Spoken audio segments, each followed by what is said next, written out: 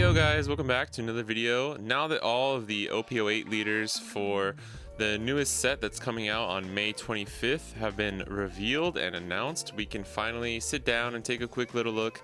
We're just going to look at all the leaders, talk about them really quickly, and just kind of see where they might fit into the meta now and like what the meta is going to be come essentially June when these leaders are announced.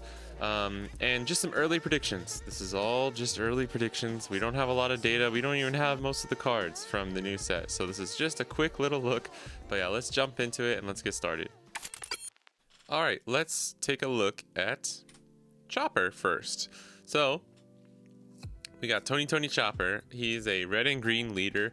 He's 4 life, 5,000 power, strike attribute, animal, drum kingdom, and straw hat crew typing. His effect is activate main once per turn, put up to 1 Rested Dawn each on up to 3 of your animal or drum kingdom type characters. A bit of a mouthful there. It makes sense though when you just think about it. So you can put up to 1 Rested Dawn up to 3 of your characters, essentially, as long as they're animal or a drum kingdom type. And I mean, I don't think it's a hot take to say like everybody thinks this is probably the weakest leader that's coming out in OP08. Why you gotta do my boy like that? Why you gotta do Chopper like that? Everyone loves Chopper. I think the funniest thing to do would have been like have this really cute leader like this, and just have the effect like a menace. Like make Chopper like broken. Like make him just so top tier that I don't know. I just think it would be so funny to see like the pie chart breakdowns of all the tournaments, and it's just Chopper is like 70%. I don't care if it makes like the meta terrible. I just think for the meme that would be so cool. But I guess in all reality, this is one of those leaders where it's like everything depends on the support. And actually, most of the leaders in this set is like, it's gonna depend on the support that comes, you know, except for maybe 1 or 2 or 3 of them, I guess. But yeah, I don't know. Honestly, I don't know. I don't know where this is gonna sit. It's kind of like trying to do what Zoro and Luffy do, but all at the same time, where it's like you have like Luffy effect times 3, right? And then you're putting it on a bunch of your characters, so it's like really close to what Zoro does and really close to what starter Luffy does as well, but it's just doing something different all at the same time. I think this could be strong in certain circumstances where, say you have like a bunch of animal or drum kingdom type characters that all have an effect like Dawn times 1, this character gains rush, or Dawn times 1, this character is something. But then I think it's hard to balance that because you don't have to use the leader effect. You could just put Dawn on them, right? So I think, unfortunately, in order for this to be kind of more balanced, it's going to be a bunch of like 1 or 2 cost animals that have like 3,000 power and maybe a on play or Dawn times 1 kind of effect, where it's going to be like fun combos and stuff that you can do. But I think out of all the new leaders, this one really depends on the support. But it's still pretty cool. Chopper is awesome. Everyone loves Chopper, so I hope this leader will be strong. All right, next we got Carrot. This is actually the leader I'm most excited for. I love all things Wano, Mink, Zou, like that whole archetype. Those archetypes like that are all my favorite. And I mean, Yellow Green Yamato is still my favorite leader. So anything that can like create support like that, green is one of my favorite colors in One Piece, and it was like so strong in OP01, I feel like, and just has struggled ever since then. Like Kinemon was actually a pretty strong leader for a little while, but all these other colors and other leaders kind of just got like power crept out. Like they got the power creep, right? Like they got the buffs and stuff. Green, I mean, like Hody is a cracked card. Hody is amazing, and Hody is like kind of, you know, Hody and Bonnie, and of course like Yellow Green Yamato, but most of it's yellow. Like, let's not kid ourselves. A lot of the power cards are coming from yellow. But this is a green leader, 5 life, 5,000 power, special attribute, and minks, like mink tribe. And then activate main once per turn. If you have a character with the mink tribe in play, rest up to 1 of your opponent's cost 5 or less characters. So I know a lot of people are kind of just like directly comparing this to Perona and Bonnie, and saying like, oh, it's just like a worse version because it doesn't have 2 things. But I would say hold your horses, madam or sir. because resting a 5 cost or less is so much more important than resting a 4 cost or less. The whole thing with Perona is that it's black green, so you have the ability to minus cost something and then also rest it. This is really nice because it's just obviously you don't have the minus cost thing going on, so it wouldn't be broken to give this leader an ability to rest a 5 cost or less. The stipulation, like the condition you have to meet with having a mink type character in play, also helps it not like be too powerful or anything. But it also is, I like stuff like this because it's how you prevent a leader like Enel from just becoming generically overpowered, right? Because you have to stick with a certain archetype within your build, and that may be something that people don't like as well. Generic leaders are really fun, and it leads to a lot of deck building freedom, like take Yamato for example. But this kind of leader is also really cool because, I don't know, it's just like, I like thematic builds. I like a lot of thematic just type way of playing, and like I like playing my favorite deck even if it's not the most meta deck in the world, or like if it's not the strongest at the moment in the current meta. And Carrot I think is going to be really fun, plus just Carrot's a cool character. I love all the parts that she was in the story, and like when I was reading the manga and stuff. I love all the Mink tribe people, like all the Mink characters, all the people on Zoe, and then leading into Wano. Like that's still one of my favorite, if not my favorite part of the whole story of One Piece. So I'm really, really excited for this. And yeah, man, I don't know. I just think like 5 cost blockers are such a menace throughout OP06 and OP07 that just being able to rest one for free, it's just activate main once per turn, right? And like I was saying with Chopper, this is going to heavily depend on the support, right? Because the Mink support we have right now is like nothing. It's almost nothing. There's a few cards, and even just saying that is like, you know, being very generous. But hoping for like a cool Pedro SR or something. I'm not expecting a secret rare or anything, but I think, you know, with the right support, this leader could be really strong. And even if this leader isn't super strong right out the gate, just getting more like Mink and Wano type stuff that you can combine, I think is going to be really awesome.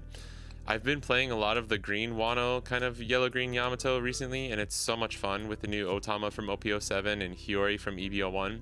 But yeah, those are my favorite archetypes. So I'm really, really excited for Carrot. I think it'll be fun, regardless of how powerful she is. It's just going to be a fun leader, and the one I'm most looking forward to.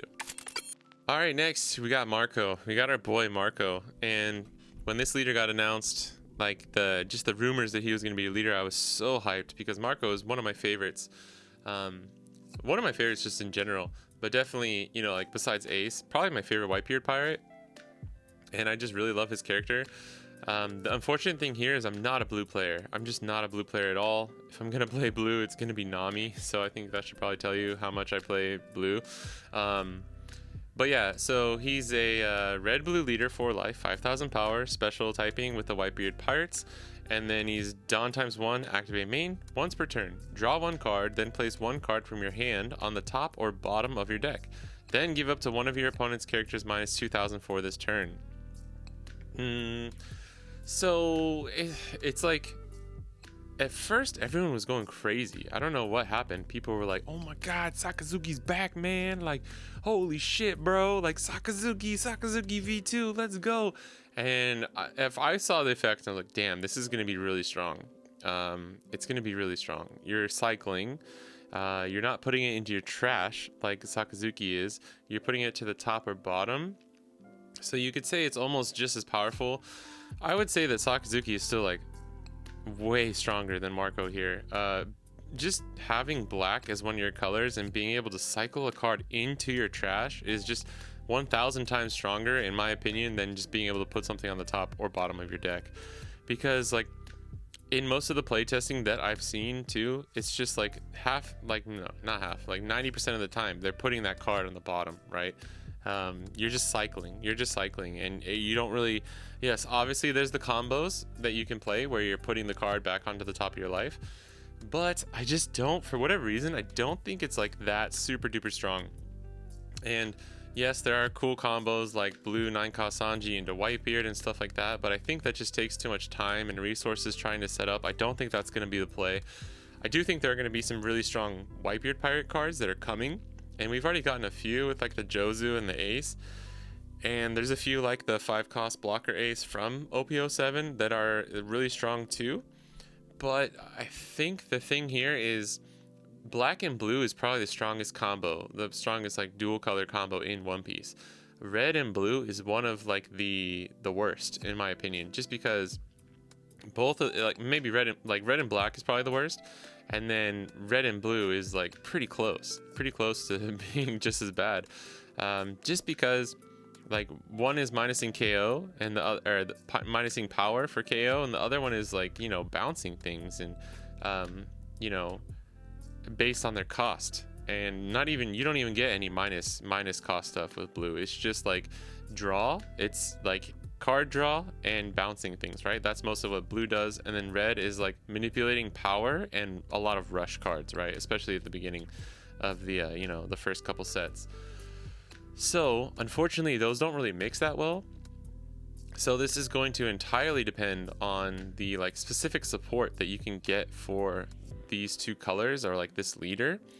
And unless they just start printing some cracked Whitebeard cards, I don't think it's going to be as powerful as when people are just like, hey, let me just take ACOS Moria and I'll just shove it into a Sakazuki deck, and now it's like 3 times stronger than it already was when it was broken in OP05, right? So I might be, I don't know, I might be wrong. I just don't think this is going to be as cracked as a lot of people think it's going to be. I do think it's really strong. I think it's really strong, and with the right support it could be easily like a high top tier leader.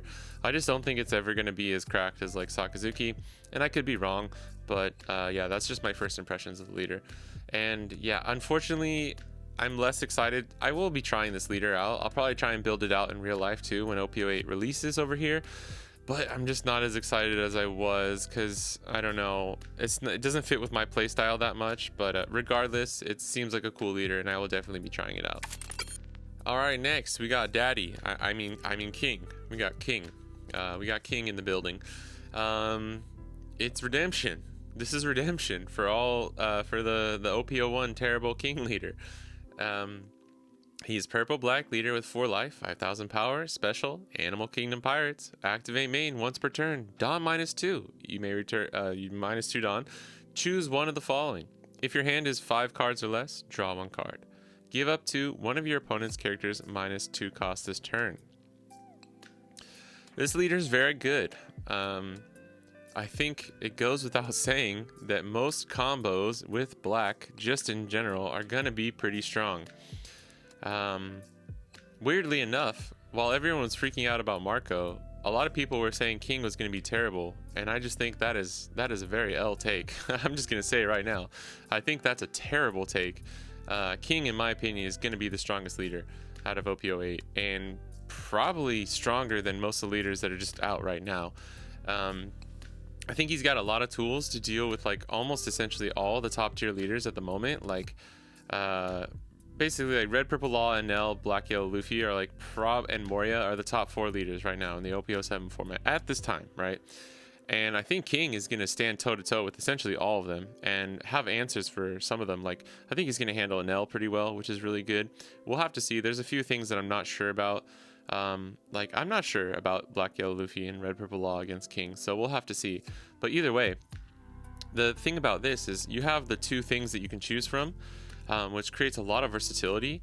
And just with, okay, we got the new 1-cost Queen Searcher that searches out Animal Kingdom Pirate stuff except for Queen. And we have the I'm going to claim the One Piece search event too. So you have 2 different ways to search out Onigashima now, and that pretty much guarantees you're going to find it, right? It's basically like kind of like Reiju at this point, where Reiju doesn't always see stage, but she'll find it. She'll be able to find it, right? And I don't even think that's a fair comparison, just because King can do a lot of other stuff until you find Onigashima, right? And then just having the versatility of like being able to draw a card or give the -2. Once you're at 10 Dawn, this leader effect is free, right? Unless you're just like minusing 3 to 4 Dawn per turn, but even then you're probably ramping at least 1 to 2, especially if you have Onigashima on the field. So you can basically -3 or -4 Dawn every single turn once you're at 10 Dawn, and get either all of it back or just not like have 1 Dawn that you're not getting back that you're going to just get back the next turn, which is kind of wild. And the new Queen Searcher, and then I was going to say the new Jack card is kind of crazy. There's a lot of stuff there's a lot of stuff where we have 2 new cards essentially for King that we've seen in OP08, and even just with those 2 cards and then the already available card pool that we have, he's really strong, like really strong. Kind of oppressive, very combo heavy. So I don't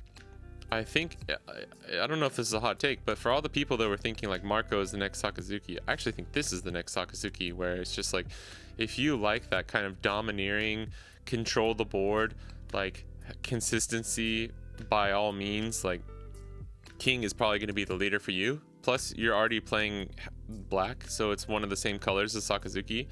Like, of course you just play Cost Moria in this build, and it's with this leader, and it's going to be really good, right? There's a lot of things. There's a lot of factors that make this leader really good, and I'm happy to see it. I mean, King is cool. It's a really cool character, and the great thing, look, the thing here, as a yellow-green Yamato main, I want there to be less 5-life leaders that are at the top of the meta right now, because as long as you're a 4-life leader, Yamato will always have a chance to beat you. Just because of the nature of the leader and the ability to rest and all that good stuff, right? So I don't mind the meta going back to a bunch of like four life leaders at the top of the meta. Get Moria out of there, you know. Get Anel is kind of its own thing, so get Anel out of there, get Moria out of there, you know. Get Bonnie out of there. I'm just kidding, but yeah, King is going to be really strong. I'll probably test this once it comes to the sim, and I'm sure I'm going to be playing against it a lot in real life over here. But yeah, I really think this one's going to be strong. So yeah, that's it for King. All right, next we got Charlotte Pudding. Purple yellow leader, 4 life, 5000 power, wisdom, Big Mom Pirates. When attacking, you may turn the top 2 life cards of your life face up. Add up to 1 Dawn card from your Dawn deck as rested. So turn 2 of your life cards face up and ramp a rested Dawn. Yellow purple. 10 cost Big Mom. All right, let's move on to the next leader. I mean, do you even know? Do you even need explanation for this leader? It's like purple to ramp Dawn, yellow to play 10 cost Big Mom, right? I'm actually really interested in seeing how this leader turns out, because on paper it sounds really strong, but I think it loses to rush in any way possible, like in any kind of rush, any kind of aggro. I don't know. This is one of those ones, like I really wasn't sure about Boa for OP07. It seemed like it would be strong, but I wasn't sure. I just couldn't place it. This is probably the leader in OP08 that I just can't really place, because like on paper, yes, it sounds really strong, but I don't know. There are definitely ways to play around your opponent ramping, or just like, you know, we have ways to play around 10 cost Big Mom. You know, people have learned how to play with the card, play against the card. Don't get me wrong, it's really strong. Like, this leader might be just busted just because of that, but I don't know.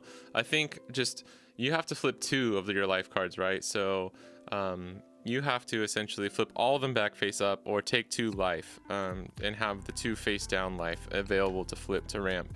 But unfortunately, there are just tons of other ways with purple to ramp right now, like Bon Clay, and I mean, there's so many cards. Like Bon Clay will probably be a really good card in this deck. Viola as a blocker, and to flip your life back face up. But yeah, I don't know. I think this is either going to be like people are overreacting and it's going to be not that good, or I just am not seeing the sauce and it's going to be way better than I'm expecting. But yeah, I'm not a big Katakuri player. I'm not a big Mom Pirates or Big Mom player or anything like that. So just interesting to see this. I do, as much as I don't really love 10 cost Big Mom, it is really interesting seeing a leader like this, because it just creates like a monkey wrench. This is like the monkey wrench leader, I guess, where it's like, it's kind of like Yamato, where it's like, oh, god damn it, like they have double attack, like I have to be so careful here. Now it's like, okay, I have to try and beat them before they get to 10 cost Big Mom, right? Like it's a very like the potential power of this leader is really strong. So at least that, and in the very least, that is interesting to me. So I'm excited to see how this turns out. All right, and we got our last leader, KALGARA, the one no one was expecting. Everyone thought it was going to be the Egghead Nami. I wish it was. I really wish it was. I was so stoked for that. I'm sure we'll be getting Egghead support either way, But yes, it's a yellow leader, 5 life, 5000 power slash Jaya, Sky Island, Shandorian Warriors. Dawn ×1 when attacking, put a character with a Shandorian Warriors type from your hand into play that has a cost equal to or less than the number of Dawn you control. Then, if you played a card, put the top card of your life into your hand. So, Dawn ×1 when attacking, play a character from your hand that is the same cost as the number of Dawn on your field. So, like, it doesn't matter if it's rested, it doesn't matter if it's attached to your leader, just however much Dawn you control on your side of the field that's not in your Dawn deck pile, that is the cost that you can play. So just initially, it's like, okay, that's pretty strong, right? Like you can cheat out some really high cost characters. But the problem is we have no good Shandorian Warriors at all. Like 90%, like Wiper's kind of good, I guess, because you can search, but it has no counter. There's a few cards that you can kind of like start playing around and think about, but I personally love the Sky Island build, and I love the Sky Island archetype. I like the yellow green Yamato, being able to play Sky Island with that is really fun. I loved Enel, and OP05 is really fun because it's mostly Sky Island. I'm really stoked. I'm happy that this is a leader, honestly, just because also such a cool character, like him and Noland. That part of the story is just awesome. Sky Island is one of my probably top 5 favorite arcs of all time in One Piece, so really excited for that. The only problem, like I was saying, is just we don't have any idea of what's actually coming for this. Like if you gave us a 9-cost Shandorian Warrior, then you know, like on your 9 Dawn turn you can like cheat it out, or on your 10 Dawn turn you could put 1 Dawn, play a 10 cost with the effect, and then play a 9 cost with your 9 available Dawn. Like in theory there are some crazy things you can do here, but I actually think it's going to be more of an aggro deck, just because you're taking your own life and you're probably cheating out characters a little bit earlier on, taking your own life, and hopefully we get some 4, 5, 6 cost Shandorian Warriors, like a Wiper, a 5 cost Wiper with Rush or something like that. Come on, that would be sick. And like do something crazy, like give a counter or something. I don't know. They're gonna need some certain buffs in certain cards in order for this to actually be really good. Otherwise, yeah, I think they were building this leader. I think they were starting to make this leader when Reject wasn't banned yet. Because it does seem like aggro Rush is just kind of the more suitable play for this, since you're taking your own life. And I do want to say, I think this is another good way. So I think they did a really good job with Vegapunk, where you're placing your life face up and you only have 2 life. So it's like the chances of you if you're the opponent hitting some crazy triggers, like where it's just going to ruin your day, is very low. Because most of the Vegapunk, the egghead triggers are all like play this out of life or whatever, right? But the fact that you're taking your own life with this leader, even though it's 5 life, the fact that you're taking your own life with the leader effect, I think is a really good way to like minimize the sadness of all the opponents playing against this leader. Is a good step towards making yellow like just a color that not everybody just hates, right?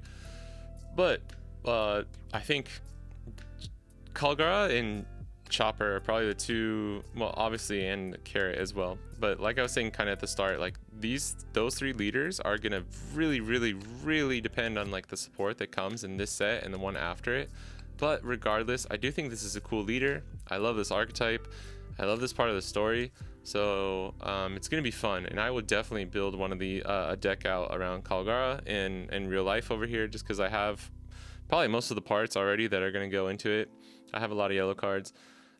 Really excited. Probably, yeah, after Carrot, this is probably my second leader that I'm most excited to play. So yeah, that's gonna be it for all the leaders, and I do want to just jump over and do a really quick just like little tier list, just looking at my predictions of where I think they might stack up. So let's jump over to that and let's take a look. All right, so I just have our typical kind of S through D tier list. You know, this is very generic. I have no clue what these leaders, how strong they're actually going to be, just because a lot of them are going to depend on the support. But this is just a quick guess. Carrot, and this is just assuming that they get like at least some kind of proper support, right? I'll use that as a caveat. This is kind of like They're not super weak, they're not super strong, like they have decent support. So based on their leader effect, where do I think they're gonna be? And I'll put Carrot at B. I think she could be pretty strong. I really do think people are sleeping a little bit on her, the effect of being able to rest a 5 cost or less, because it's like Bonnie effect, but you're proactive. It's a mix between Bonnie and Perona, but you're able to be a little bit more proactive because you can rest a 5 cost or less on your own turn. But yeah, you need the Mink character on there, and just with removal kind of being rampant in a lot of the metas recently, it may be kind of hard to have your character stay on board. Marco, I'm gonna put him at A. I'm not gonna put him in S. Until I know that he has like the crack support that he needs, I think he's just gonna be a very high like A tier leader. King, I'm putting him in S. I think just on what we've already seen, and just assuming he's getting more support than like Queen and the Jack that we've already seen, he'll be an S tier leader, at least for part of it, until people like maybe find a way to like really play against it, or just, you know, stop it, or I don't know. I honestly don't even know what you could do to really make this leader bad, but it's an amazing leader. I think the tools that it's gonna have are just really, really good. I'm gonna put as A, just because of ramping into 10 cost big bomb.